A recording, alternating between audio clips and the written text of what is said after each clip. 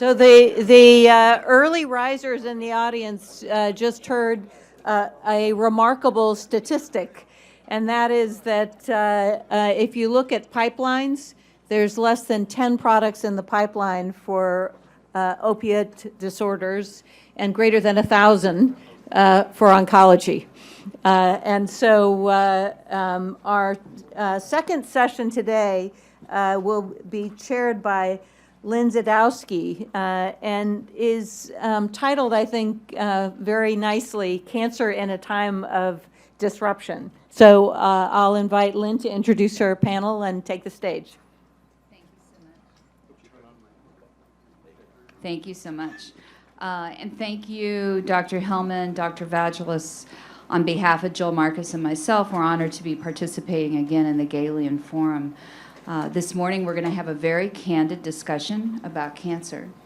And as most of you know, nearly all of our lives have been impacted by cancer. There's an estimated 1.7 million new cases that'll be diagnosed in the U.S. this year, with over 600,000 deaths. That's a rate of over 1,700 deaths per day. And each of us faces about a 40% chance of getting cancer, being diagnosed with cancer at some point in our lives. The estimated national expenditures for cancer care in the U.S. in 2017 were $147 billion. In future years, these costs are estimated to increase as the population ages and cancer prevalence increases and as new, more expensive treatments become standard of care. So while there's still work to be done in the development of new therapies, today we have over 1,800 cancer drugs in clinical development worldwide, with more than 700 cancer drugs in late-stage development. That's up 60% from a decade ago. Truly, this is a pivotal and promising time, and we're seeing paradigm shifts in the way cancer is treated, driven by this unprecedented pace and advances in science, technology, policy, and regulatory reform. We're truly redefining how we treat cancer patients while achieving significant improvements to patient outcomes. In the last few years, we've seen many scientific advances in the field. The evolution and emergence of immuno-oncology is a major therapeutic area, with immuno-oncology version 2.0 and the FDA approval in 2017 for 2 CAR-T drugs, a renewed appreciation of mechanism-based precision cancer medicine or tumor-agnostic drug development, and a shift towards molecular medicine and the development of treatments that will destroy cancer with little to no toxicity. In October, we saw the Nobel Prize in Medicine being awarded to 2 scientists for their groundbreaking work in cancer immunotherapy. And last, we should acknowledge the impact on the field of the extraordinary leadership we have right now at the FDA, CMS, NCI, and NIH, as well as the continued bipartisan support for biomedical research. All of this holds the promise to dramatically change patient care and outcomes. So today's panel, as Sue said, was titled Cancer in a Time of Disruption. This morning we're going to discuss some of the key challenges that face us in the development of new therapies to treat and potentially cure cancer. We're going to talk about this, how it impacts the field from a scientific, patient policy, and economics perspective.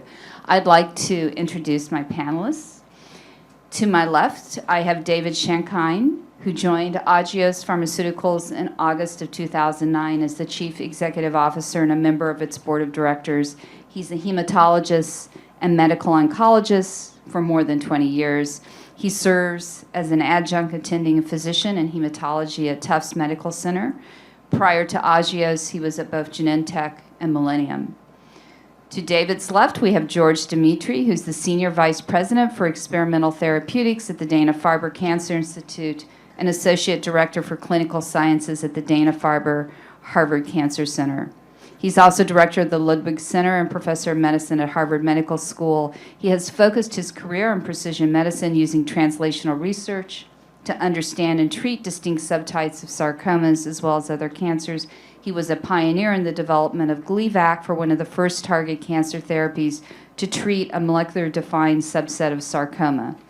Next to George, we have Alexis Borisy, who is a partner at Third Rock Ventures. Alexis is a successful biotechnology entrepreneur with over 20 years of experience in building and operating innovative science-based organizations.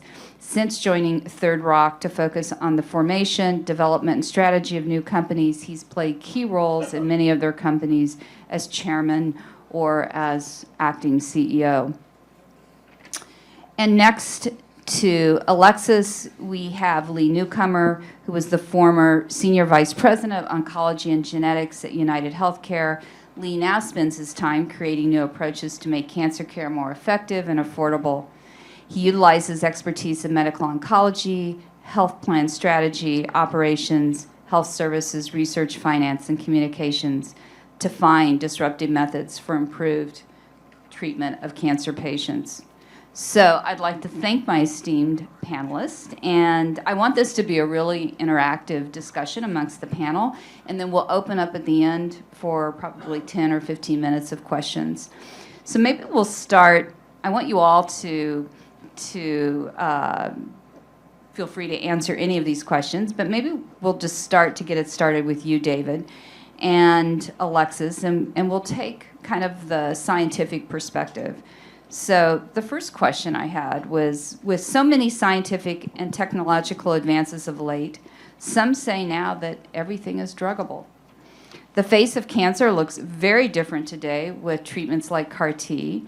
So how do we reimagine science and the tools needed to discover and develop those new therapies of tomorrow? How do we integrate all the different modalities as therapies become more complex? I'm so sorry. Before the questions, I was going to let each of you speak for 3 to 5 minutes. So sorry. Define the challenges. So. Should we do that first? Yeah, you got to do that first. Okay, great. So sorry. It's early. Thought I was off the hook. Well, first of all, let me echo Lynne's comment and thank all the organizers for the opportunity to be here today. It's truly an exciting day. As Lynne mentioned, I'm a hem-onc doc, so by nature I have to be an optimist.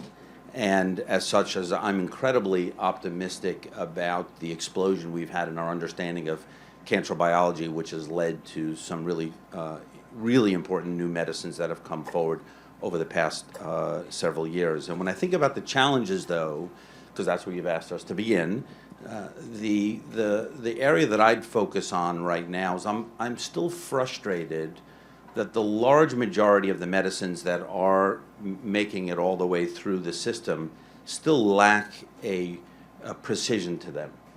We still don't know for the majority of the medicines that are making it through approval which are the right patients to treat. And so we really lack truly predictive markers to say patient A or patient B should get this medicine. And that has a ripple effect across the whole ecosystem that we live in. Part of it is that it's really hard. Part of it is that our predictive models, which are animal-based, which we know are very loosely predictive of what's going to happen in a human, or what we're still using. And so there's a tremendous opportunity to be able to change that by using the aggregation of human data to better understand how these cancers are really so different in different individuals, and therefore target medicines based on a predictive marker. It'll allow us to go much faster, and from a cost perspective, you're only treating patients who have a very high likelihood of benefiting rather than being on a medicine that they could have been on something else. So for me, that's one of the biggest challenges. The other part of that is even in the last 5+ years, as medicines have come forward, and Sue and I worked on Herceptin, the first truly personalized medicine where we knew the predictive marker, testing across the country and the way medicines like these are used across our country and around the world are so different. I'll give you an example. So in the last 12 months, there have been 2 or 3 new medicines we and others have developed for acute myeloid leukemia, some of the first new medicines in 4 decades, and they carry a predictive marker. If you go to the Dana-Farber or MGH or Sloan Kettering, 100% of the physicians are testing their patients. You go into the community, it's about 20%. So there's a tremendous disparity across the country, both in terms of community, academia, different social strata, ethnic stratas, economic stratas in terms of the delivery of healthcare. And so if we're going to continue to make these innovative medicines, I would argue our challenge is how do we truly make them more specific for the right genetic lesions, we understand the right patients to treat, and make sure that information is broadly communicated across the different settings where patients deliver their care, and in that way really make a bigger impact to patient care than we do today. So that I'd put that out as the challenge. And George? Okay, my 3 minutes. I just wanted to say again that it's a pleasure to be here at the Pre-Galien because it really is a celebration of the absolute necessity for academia to work with industry, to work with nonprofits, and really make a difference. We can't do it, any of us, alone. The challenge I see is that we are moving so opportunistically and so positively from new discoveries about the ontology of cancer, ways we classify it, ways we think about it, mechanisms that truly drive cancer in people, not just in the mouse model so you can get a good Cell Science or Nature paper out of it. But really the ability to move from those things, from something nobody's ever heard of, to 2 years later, something you absolutely must do in practice, otherwise people will die. My favorite example of this right now is these TRK fusions. We knew about TRK fusions from the sarcoma world 15 years ago, and people have thought about, should we drug that? There were all concerns about whether there would be CNS toxicities. There's a couple of really good drugs out that actually drug these things, and we've found them across the board in many different kinds of cancers, more than 20 different kinds of cancers. The ability of doctors and patients to understand this important information is very limited. The ability of any of us to educate the community is very limited. So we have an enormous challenge of making health literacy amongst our patients and our families and our physician workforce better than it's ever been before. And we have tools. We have wonderful internet-based educational tools. And I agree with what David says. Testing is accentuating the disparities. The rich get tested, the middle and the lower don't. And that's just not ethical in my opinion. So we have huge ethical and practical challenges to move the science to those who need it right now. And it's embarrassing that we have these electronic healthcare systems, electronic medical record systems, that view keeping the data in an inaccessible shell is the business model. And somehow as a country, as a community, we accept that. That bothers me. So I actually think that's something that Biden's initiative was trying to break through. Even the most conservative Republicans, Bob Hugin, who's running for a seat on the Senate, he was vitriolically in favor of regulation to break this down when he and I were at one of these Biden events. And he doesn't like regulation.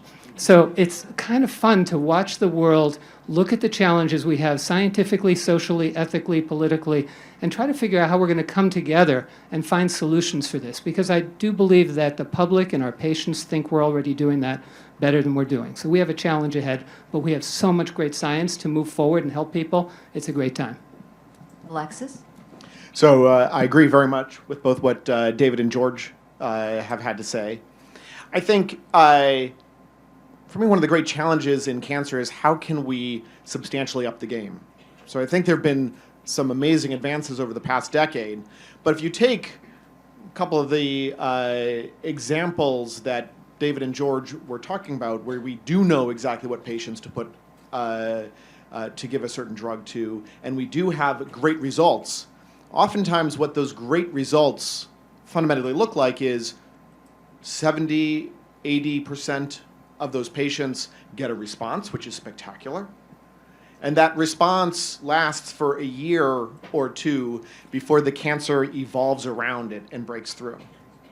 And this is true also for the new immuno-oncology therapies, where there's a small, lucky few that do get long-term cures. But for the majority, again, cancer, which is such an implacable foe with this constant evolutionary pressure where we put the drugs on it, just a few cells get by, the cancer ultimately returns.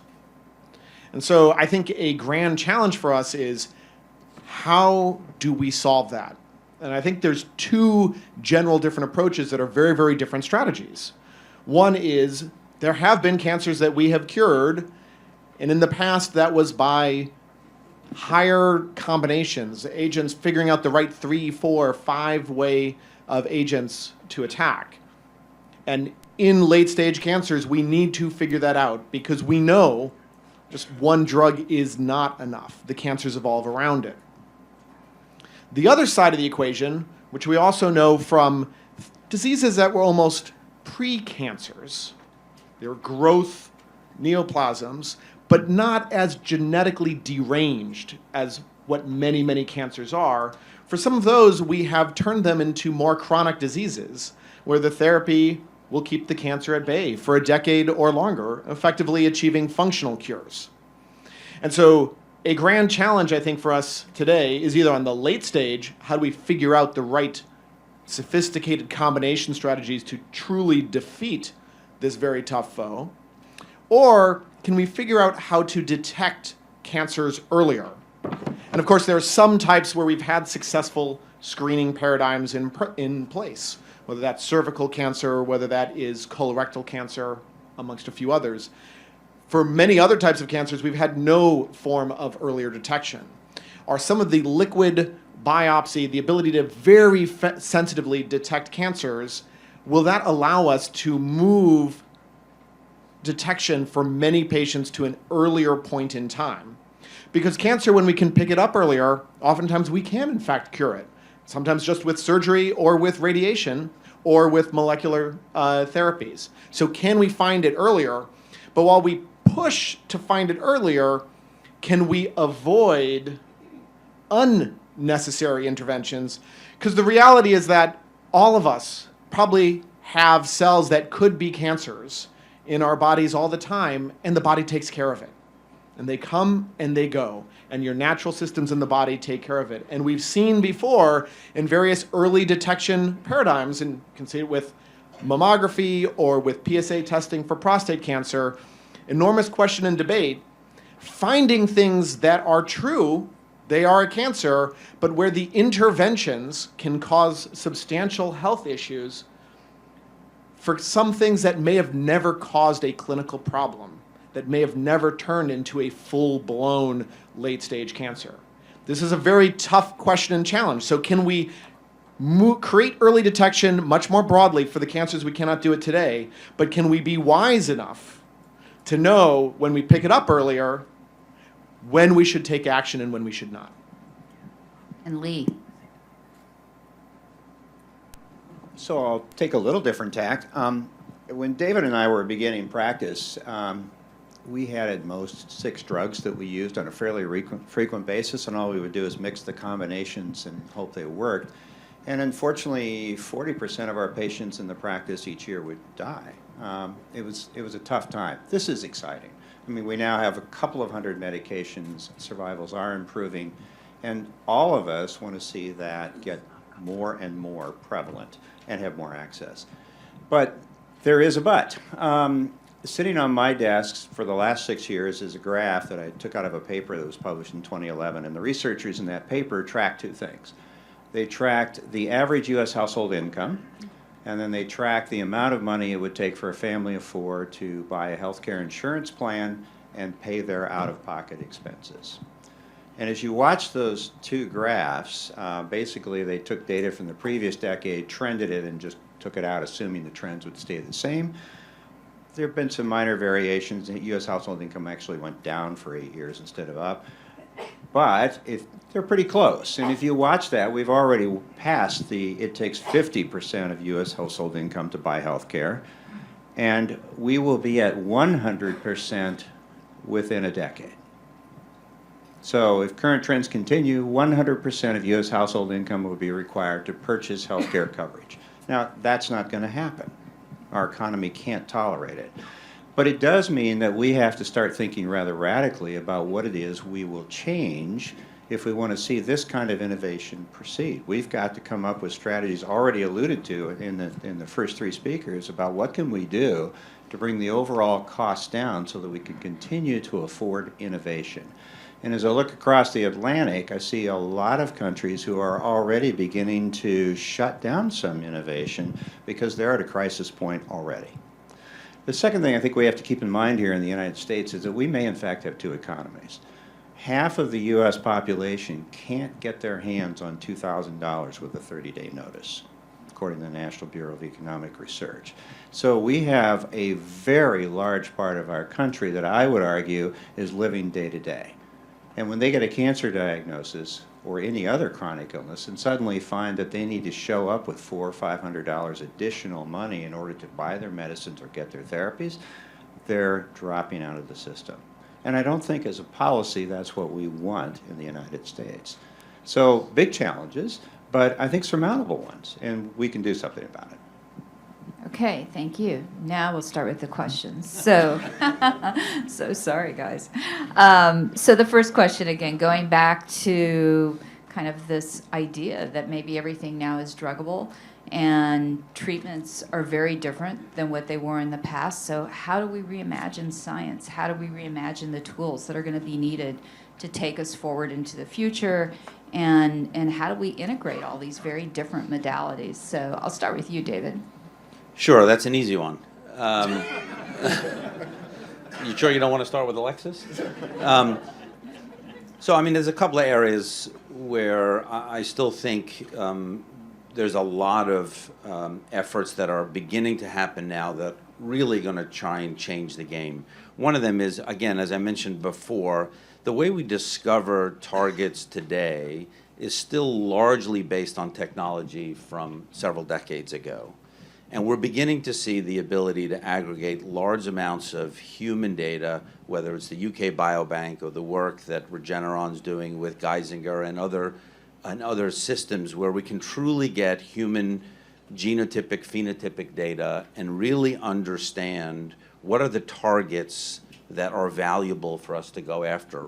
We're in a bit of a discovery myopia a little bit right now in that it feels a little bit like herd mentality, that everybody's going after the same handful of targets, which George and I and others lived through once before with kinases, 20 years ago.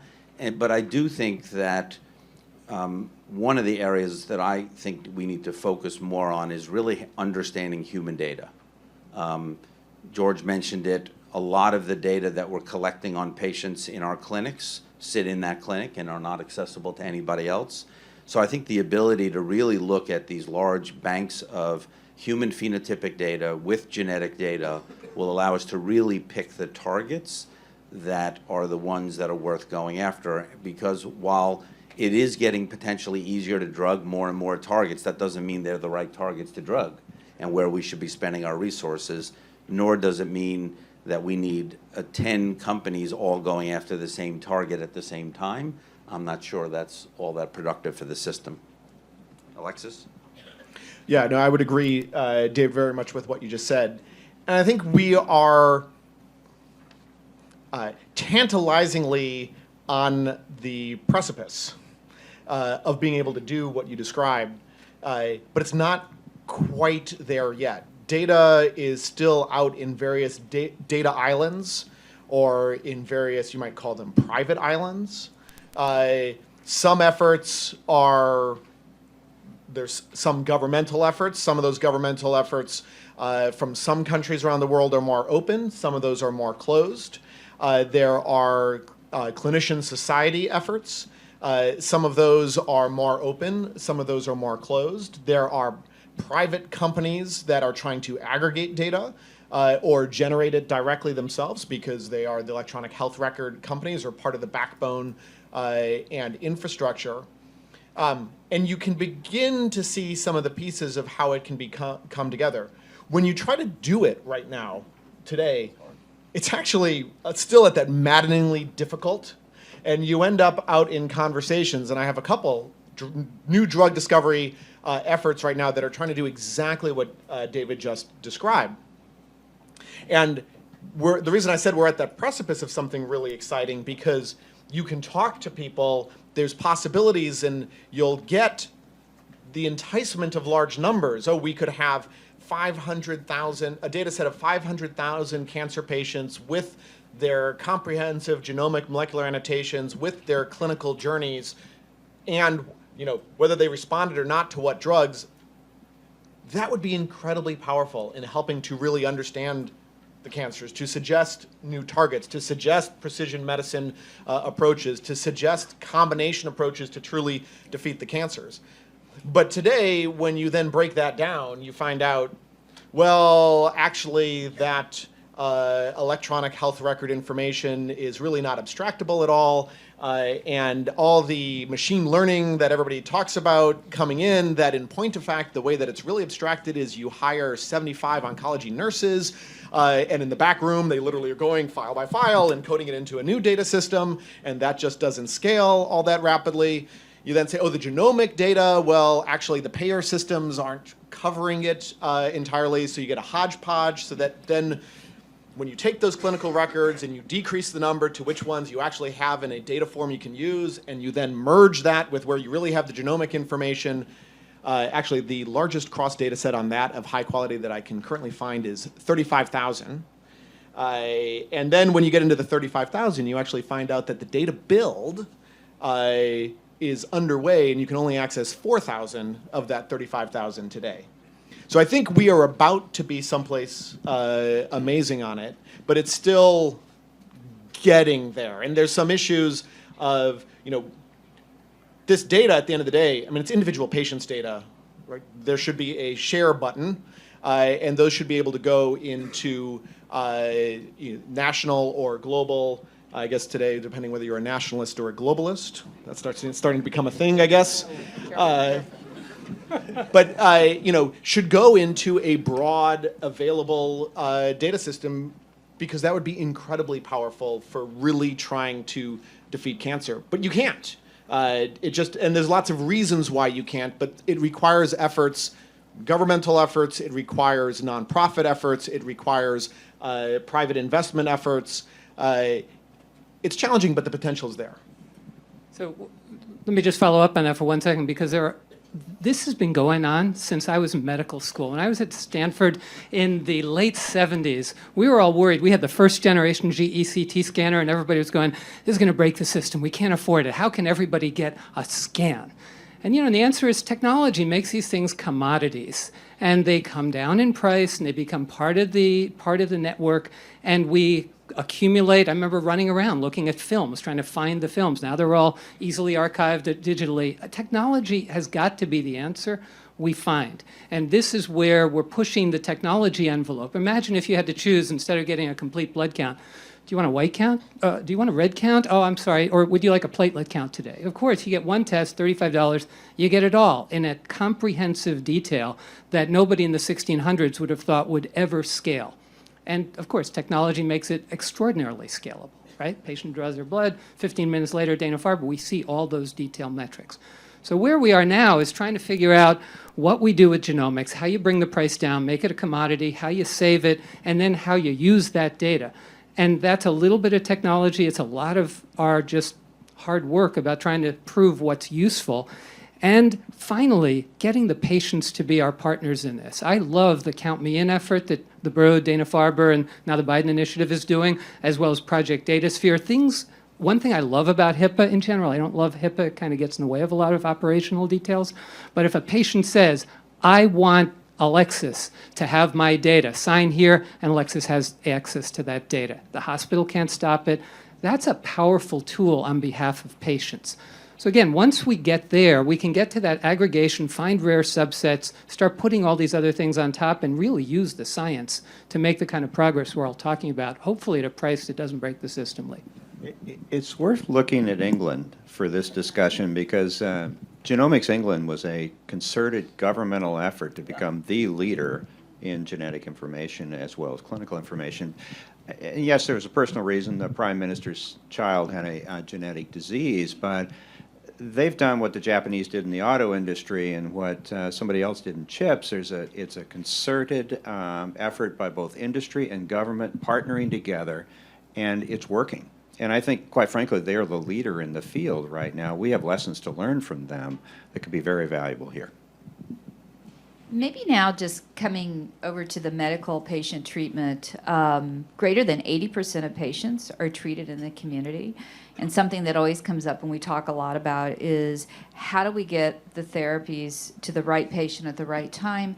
How do we move the therapies from the cancer centers into the community, or identify those in the community that need to be seen at the cancer centers? So I'll start with you, George. I wish I had an answer to that, because we try to serve as a reference center for a much bigger geographic pull base, because we don't need 100 sarcoma centers in this country. We need 5 or 6 to handle a country our size. And we try to very much have outreach to our physicians in the community. I think it's really hard, by the way, to be a community oncologist. It's hard for me to keep up with one little 1% of all cancer disease like sarcomas. It's really hard for community oncologists to stay in touch with latest breakthroughs on tumor agnostic approaches, everything in breast cancer, everything in prostate, everything everywhere. I think that's really asking too much. So our whole system of delivery has to change about how we structure it. Let me also say, I think academics is also part of the problem here. We talk a good game about team science and all that, but our whole incentive system is still built on a star system.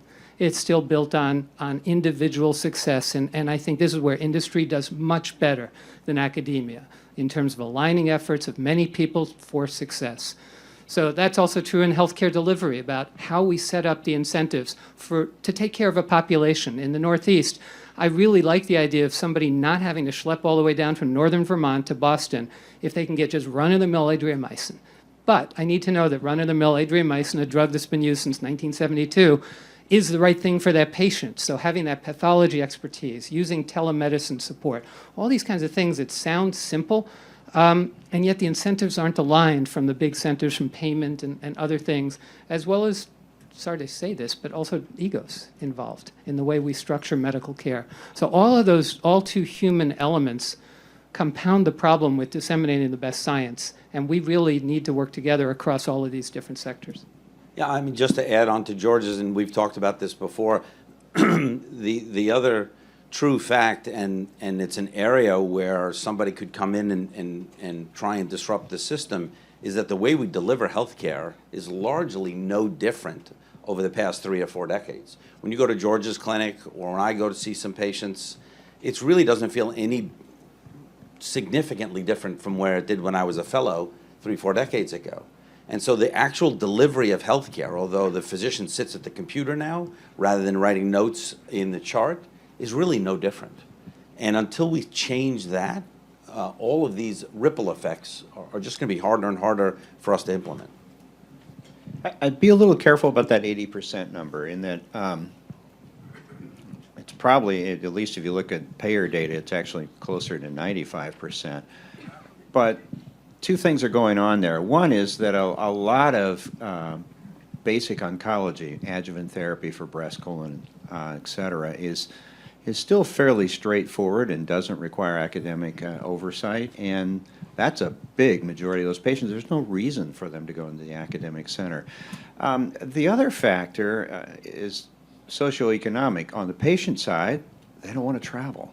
I remember having a very passionate argument with a family in Milwaukee who we volunteered to fly to a different liver transplant center because we knew the survival rates were 40% better, and the family said, well, we just don't want to go. Grandma wants to be close to everybody else, so we're going to stay here. That plays in. It's the emotional content about this disease rather than the pure rational. And then finally, there's a distrust in the community that if I send my patient over to Dana-Farber, I'm never going to see him again. And there's plenty of experience to validate that distrust. So they've got to be able to, we've got to work on better collaboration between centers to say, yep, we're going to get you started in the plan, but you'll get your treatment at home. And that's tough to do for all the reasons that George outlined as well. And one other thing, I will say one forward-looking thing that we started doing literally 20 years ago. Instead of, especially when you're looking at a rare disease, you have a choice. You could open 100 centers across the U.S. and hope by stochastic chance alone one of those rare patients would find their way to one of those centers. Every time you open a center, it's what, $50,000, $75,000? That just never made a lot of sense to me. So take a small fraction of that money, give us a travel escrow account for the patients, and if a patient's in Montana, fly them out. Just pay for the travel. It's much cheaper, much more effective, and actually, when the doctor there works with us, it's great care for the patient, if they're mobile. And I think that's the kind of thing that could change the game. It's not a game. I hate that phrase, sorry. But it's not, this is healthcare, it's life and death. So, but it can change the way we practice in a really good way and get advances out into the community in a way that I don't think we're very good at. We're a comprehensive cancer center. That's our government-sponsored mission. And every year when we go through our 5-year plan, we have to show how we're making an impact on our catchment basin. I really view that for us, the country is our catchment basin, but we need to get out to those people. So. I mean, the other thing that comes up a lot that's really important in how we treat patients is this question of diagnostics, from everything from standardization of the diagnostic, the panel, the specific diagnostic or companion diagnostic, to reimbursement of it. And I know that, this is an issue that we're working through at a lot of different levels, but maybe, George, just to start with you, a few comments on that, or we can start with Alexis. No, I'm good. Let's start with the academic side, because our board of trustees 5 or 7 years ago, when we talked about molecular profiling of patients, they said, okay, is it ready for prime time? Should we charge insurance companies? And 5 or 6 years ago, we said, no, we needed a better evidence base. So they say, fine, here's $70 million, do the right thing. We profiled everybody that walked through the door, Dana-Farber, for free, off philanthropic research dollars, having them sign a consent and all that so we could actually publish it. And a lot of that's finding its way into open access sources like AACR's Project Genie. But in the course of that time, we really have looked and said, okay, now here it's unquestionably useful in this, that, and the other disease. And we've got some pilot work going on with Blue Cross Blue Shield in Massachusetts to really show this should be reimbursed. Now, at a bigger level, corporate entities, like my friend Alexis's, he helped start Foundation Medicine. There's been a movement there to help at a national level. Maybe you want to talk about that, because I think for some diseases, we've moved into comprehensive molecular profiling as absolute standard of care, but the Medicare National Coverage Determination has said something else. Well, and you have an interesting dynamic going on, right, just to add, which is you have for comprehensive genomic profiling where that has been broadly covered by Medicare, but that has not, as of yet, been broadly adopted by the commercial plans. So depending on your care, you can have the situation at 64, right immediately before you are eligible for Medicare, that's not something that's considered covered. As soon as you're eligible for Medicare, that is something that is considered covered. Now, this is obviously, we're in a dynamic rate of change period of time. So hopefully you roll forward some number of years, and hopefully it's not too large. It just simply will be a comprehensive data set.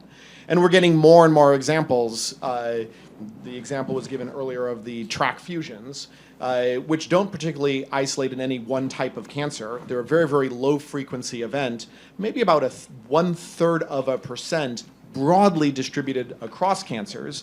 But the data that's coming out is very, very clear, and probably the first track drug to treat those track fusions will probably get approved here before the end of the year, or very, very soon. And you can make a very good case that even though that might be 1 out of 300 patients, if you have that, you should be getting that drug. The clinical data, pan cancer type, when you get that drug, is truly astounding. And more of these cases and examples come out. And of course, if we generate that information on patients, it goes back into the question of how can you create the learning system. On the one side, it's great when they are government-sponsored programs or it's a specific research trial. But where it becomes even more powerful is where it is generated just in the course of standard clinical practice, where the resulting data feeds into data systems that can be broadly accessible, because then you get the true learning systems that can become ever better for new drug discovery, but also for the usage of the drugs that we have. Because again, one of the great challenges for cancer, and why this, at some point in the future, and it's not going to be that distant future, we will look back and think that it was barbaric that you didn't just simply have the full molecular profile and characterization of what a cancer is. Because when somebody has cancer, cancer's not one disease. Right? It's at this point we understand clearly it's at least several thousand types of different diseases. And likewise, even when you talk about the tissue of origin, if you say somebody has breast cancer, that itself is not sufficient. Breast cancer breaks into multiple types of disease. And one of the things where we're learning is sort of breaking those pieces even further. They become very, very functional subsets that are have direct implications of what therapies you can be using. And it's really only at true scale can that information be that gives the substrate for the future drugs and for how to use the drugs that we have. So I'm going to segue over to innovation and financing innovation. And there are some key drivers of innovation in the life science ecosystem that are measurable.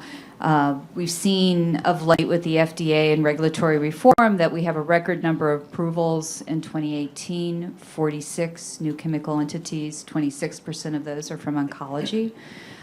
We've seen the budget increase for the NIH and NCI, $37 billion and $5.6 billion respectively. It's going to increase again in 2019.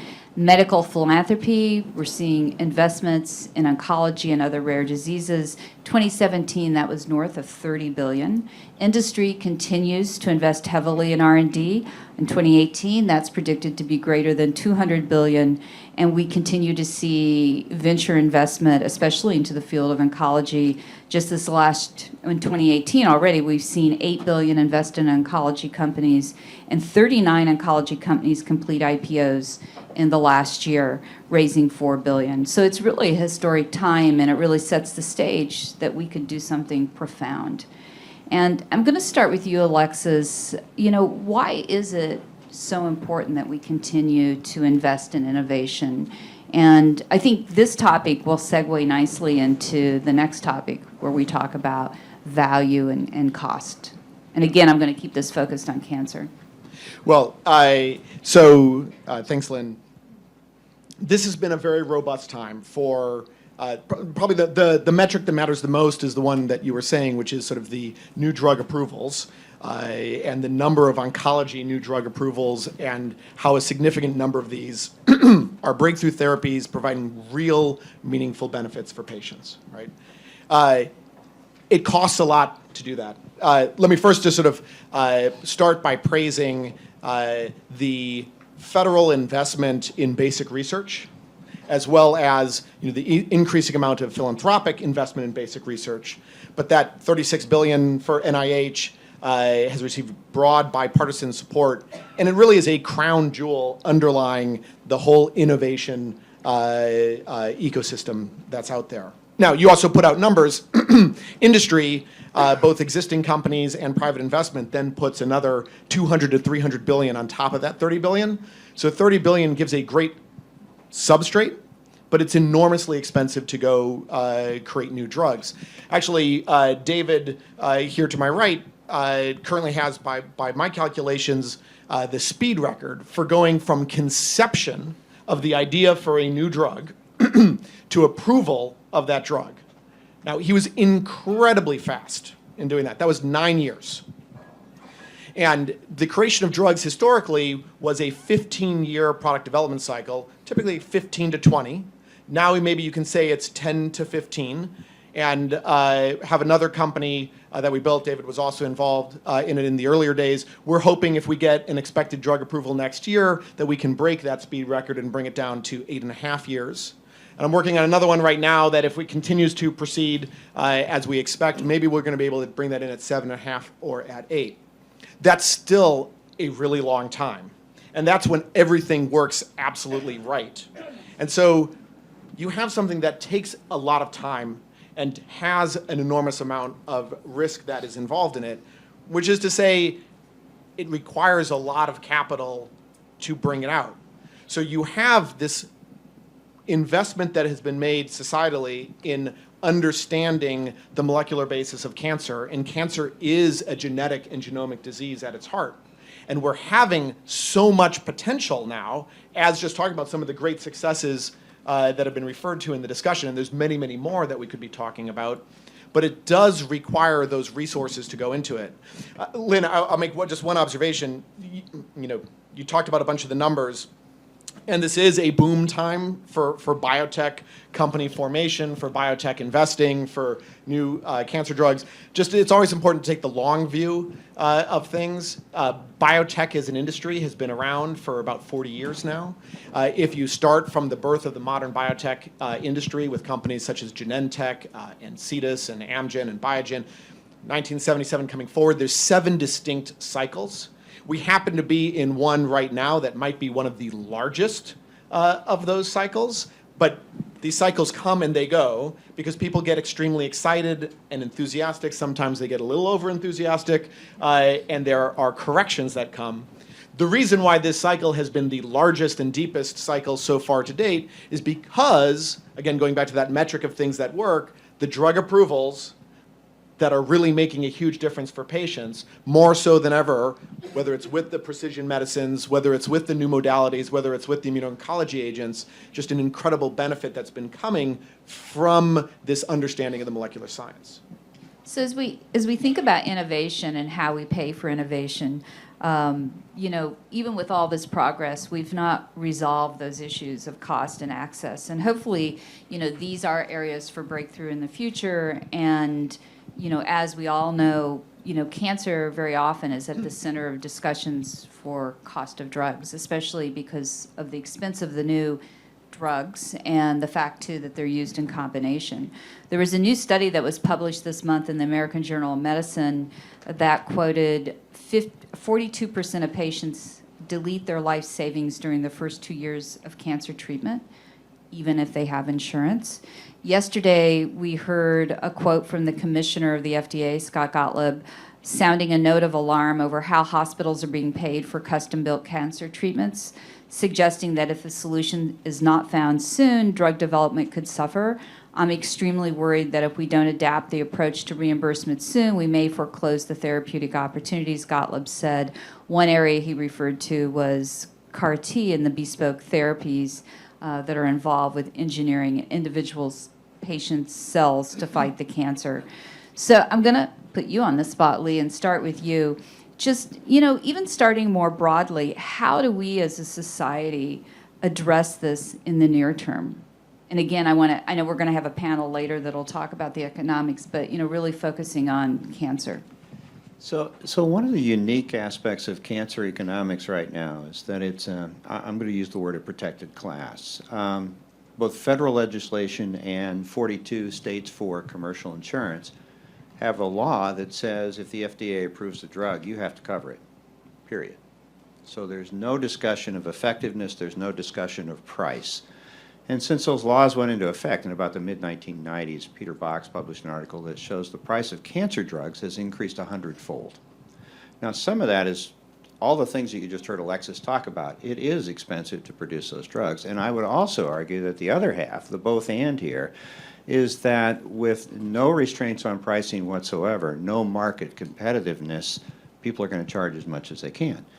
Probably one of the best illustrations of that is a drug called crizotinib. It's an ALK1 inhibitor for lung cancer. Very good drug. Prolonged survival from a couple of months out to 2 years. Came into the market 7 years ago at $11,000 a month. The next competitor comes along, the third competitor, the fourth competitor. All four are recommended by guidelines as effective therapy for ALK-mutated lung cancer. But the prices today, crizotinib has gone from $11,000 to $15,000. Two of the competitors are priced right with them at $15,000, and the fourth competitor, the last entrant in the market, is now $20,000 per month. And they all have the same effectiveness, but they all must be covered. And you can't set up a competitive bid situation as a payer to say, all right, I got 4 great drugs, but let's have a bid to see who has the best price now, because they all seem to work the same.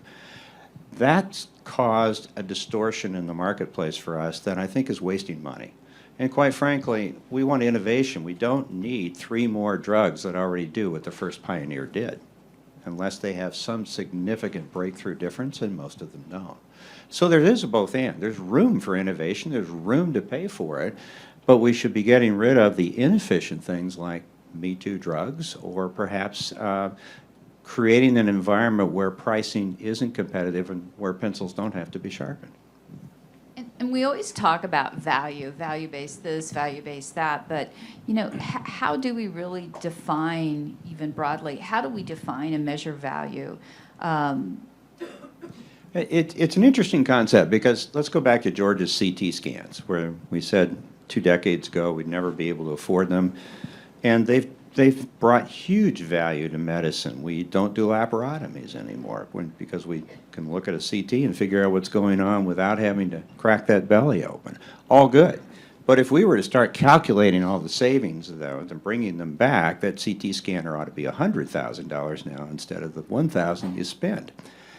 And one of the fallacies, I think, of the way the industry is thinking about value is, okay, I'm going to capture every economic gain that I might get from that drug and put it into the price of the drug.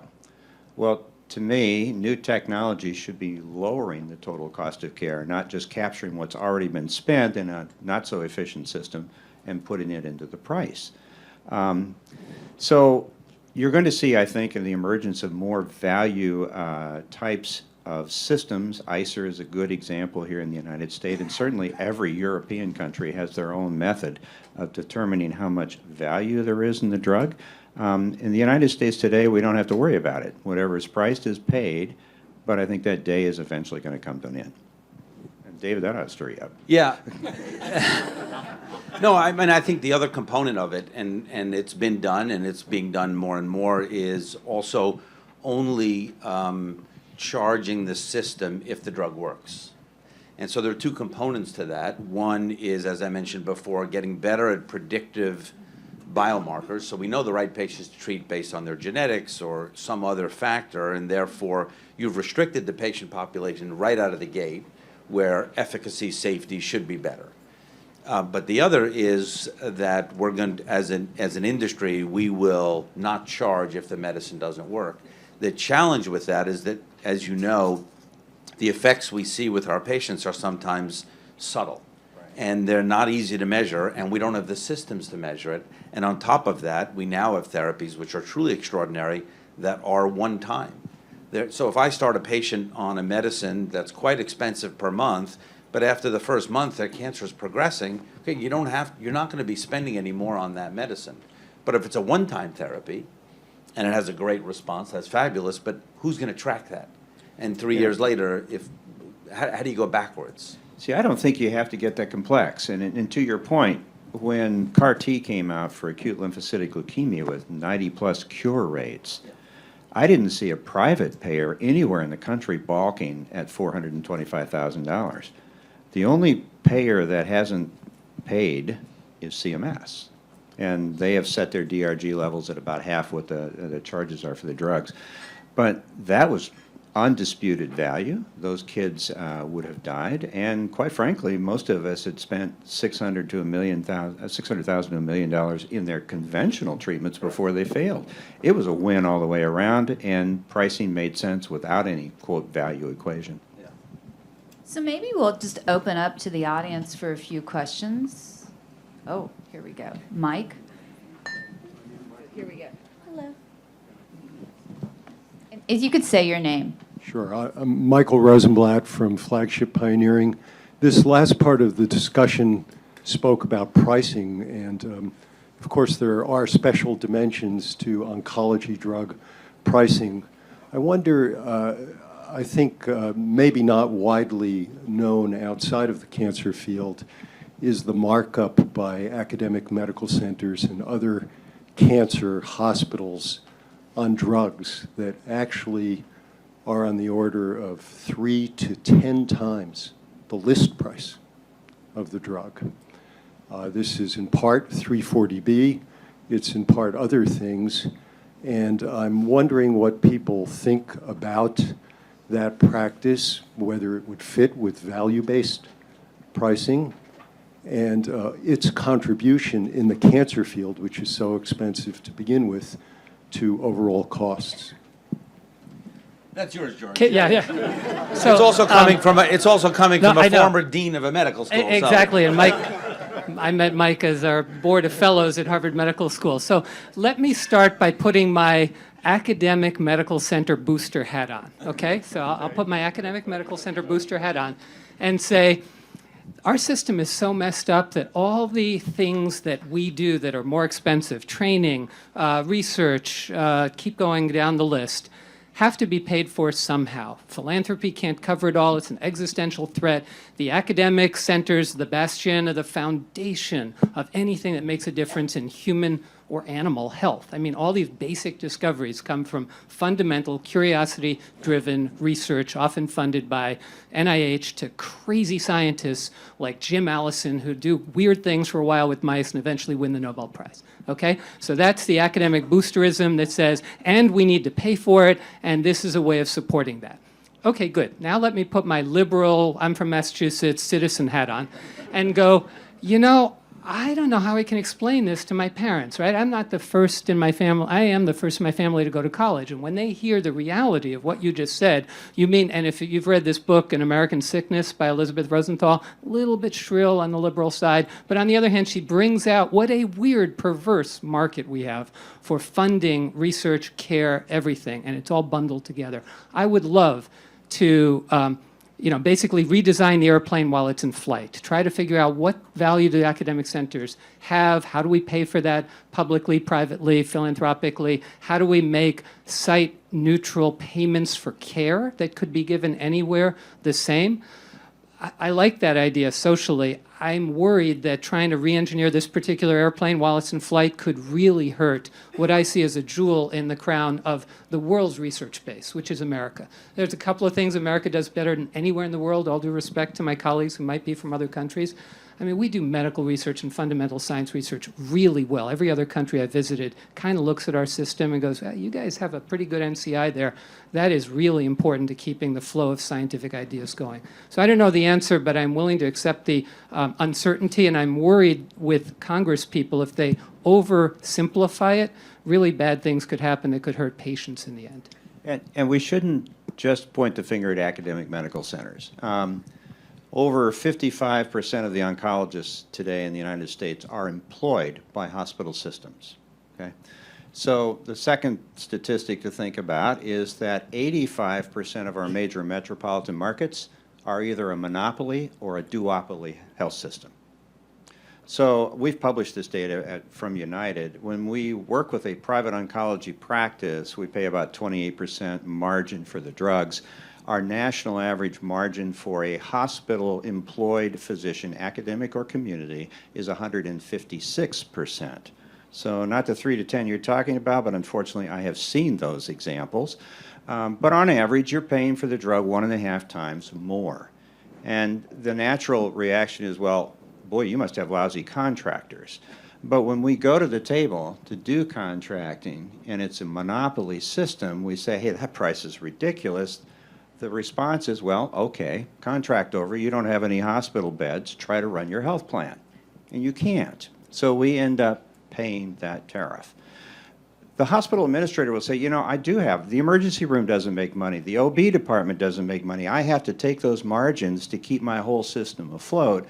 And I would argue that it's not morally right to ask a cancer patient to support the U.S. healthcare system. We either have to reprice emergency and OB, or figure out a better solution than asking a cancer patient to carry that burden. They've got enough on their hands already. But Lee, this speaks to, and we've talked about this as a group before, that as we think about all the issues we just touched on, whether it's drug pricing, 340B, that we need a holistic approach to a broken, largely broken medical system. In the face of tremendous innovation that's coming forward with new medicines, the system that those medicines are going into is largely broken. And so there needs to be someone who can take a holistic approach to try and fix it, rather than focusing on the 1 or 2 issues that seem easy to fix, but aren't going to fix the problem. I agree, David. But you know, the one thing I'd echo of what George said is, it is obviously an incredibly convoluted and broken system, because nobody can actually even figure it out. There's so much cost shifting and pieces moving around, which makes reform of it extraordinarily difficult. At the same time, when you talk about innovation for cancer patients in terms of coming out with new therapies that really make a difference, it's, as George said, it does that better than any place else in the world. And we've seen other countries, when they have gone to various different differences in their system, doing it different ways, that both the creative spark, the incentives, the stability, the long-term motivations to create and translate those new therapies, it happens disproportionately in the United States. And part of that is from the system design, which creates, not in the intentional design, it's just an emergent property, which creates a a challenge to watch out for, which is, I think everybody agrees we need to figure out how to reform the system. But we also need to make sure, how do we keep that jewel of innovation alive? And that jewel, though, if it's not accessible to half our population, isn't doing us any good. So we have to, it is a balance, I agree. I'll take another question. And be sure to state your name. Thank you. My name's Gerard Nam. I'm with clinical development at Bayer Pharmaceuticals. I have a question for the whole panel because there was a discussion that went on earlier that actually alarmed me a little bit. There was an underlying presumption that if we could only get whole genomic profiles on everybody who had a particular type of disease and other epigenomic markers and other sorts of phenotypic markers and medical record sorts of information, that we would somehow be able to sort through this, integrate it, and come up with better tailored, personalized medicine solutions to really attack and be more successful at treating cancers in general. I think that there's a fundamental flaw with that kind of logic.